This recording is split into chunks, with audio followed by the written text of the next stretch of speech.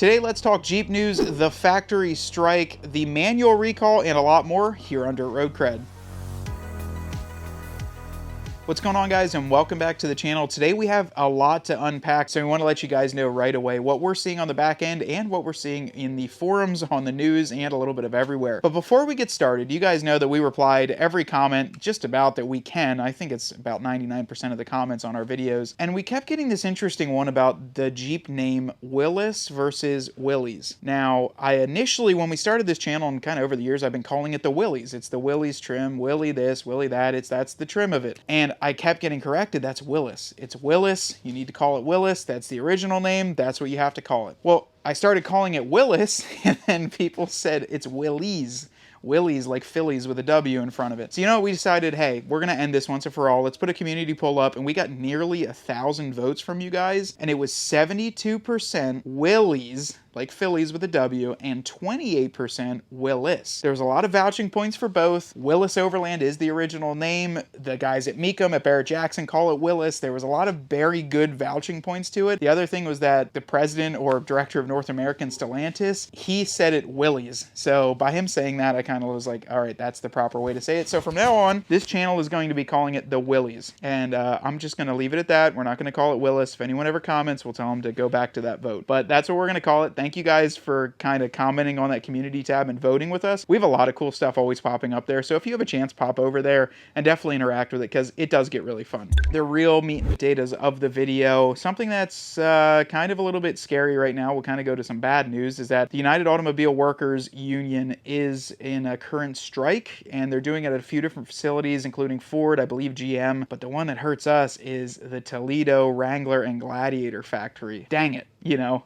I hate to say this. I know these strikes happen. They end up with good results for the workers and the masses out there, but it had to be the Wrangler and Gladiator facility. That really stinks. I know a ton of you guys have the vehicles on order, or if not, you're planning on getting one, ordering one, or even buying one in stock. This is probably, and I know it is, it's already having effect on dealership lots, on factory orders, and really making some things a little bit more interesting. Now, before I get too far into it, I don't want to get too political into this, and I believe JL Wrangler forums, they had a poll up, but I'm not sure. It might have got pulled down. There was like a whole forum because it said don't get political, and honestly I don't think that's the right spot for it. But what I wanted to do is just kind of talk about, like, what is the end goal out of it. Of course we know it is to get them higher compensation. They want pay raises. I believe there was things talking about a 32-hour work week, and Ryan and I can both attest that a 32-hour work week in a lot of scenarios produces a higher volume of work, a better quality of work, and having Fridays off gives you so much more back to your employees. And honestly, I hate to say it, but being punished for being a better worker is something that's just very outdated. If you can get the same amount of work done in 32 hours versus 40, or it takes you an extra 8 hours to get that work done, why be punished to get it done more efficiently? So a little bit of an opinion on that, but I don't know, it might be tricky with production since they're running so many different schedules and shifts. That might really kind of play into it. The other thing that I'm seeing is I think the proposed increase of pay was 40%, so it's somewhere along 40%, and I gotta say that's probably pretty close to how much, you know, a lot of the executives and people like that have increased their salaries. I'm not sure, but I'd imagine there's some pretty good bonuses, there's some pretty good stuff like that. And to say that the average class wants more money to work, you know, everyone or most of you watching this video is either a worker, a business owner, a retired individual, and you know that making more money always ends up better. You know, make some more money, invest it back into the economy, and figure out what we need to do. I heard, you know, obviously about the Wrangler and Gladiator.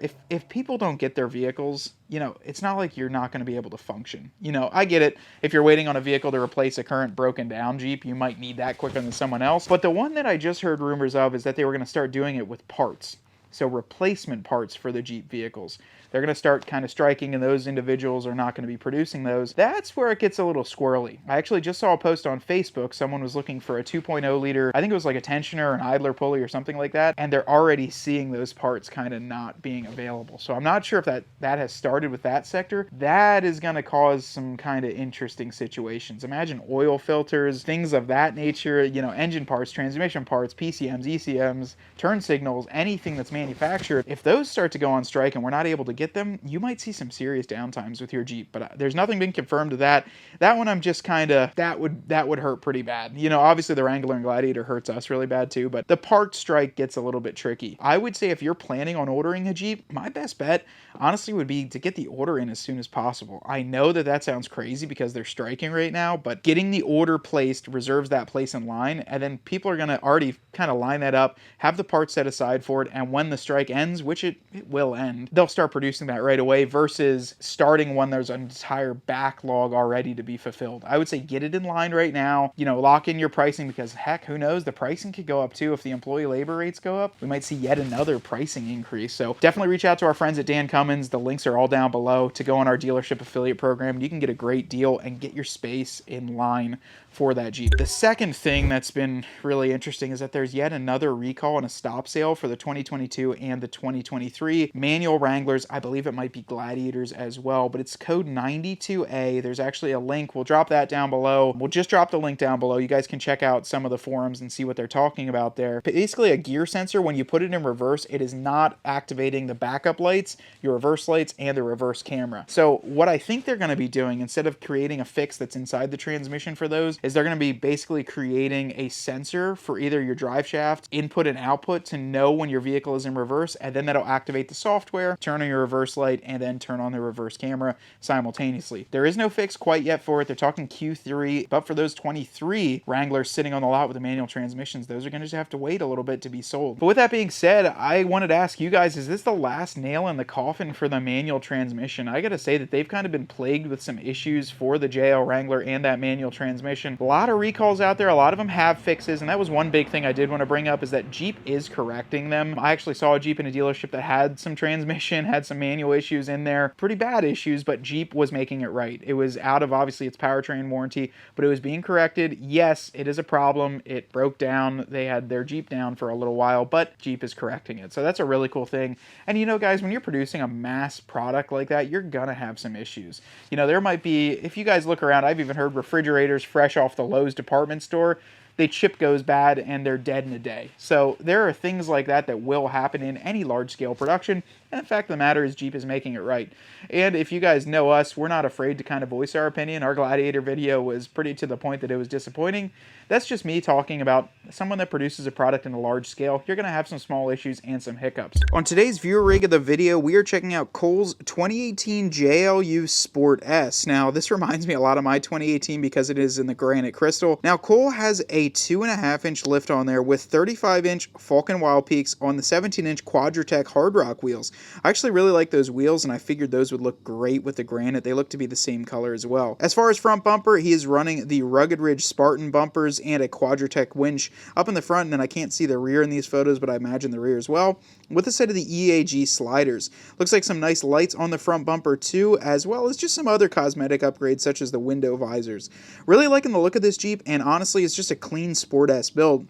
He does have a set of the Bilstein 5125 shocks, and he just added the Oro sway lock, which is a sway bar disconnect for up front. I'm curious to see how that would work out.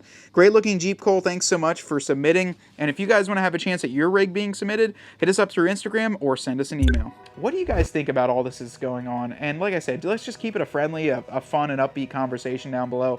I don't want people bashing each other for whatever side you think is right, whether it's the union, whether it's the company, whether it's left and right. We're not going to get into that. This is just about Jeep news, so I want to keep it that way down below.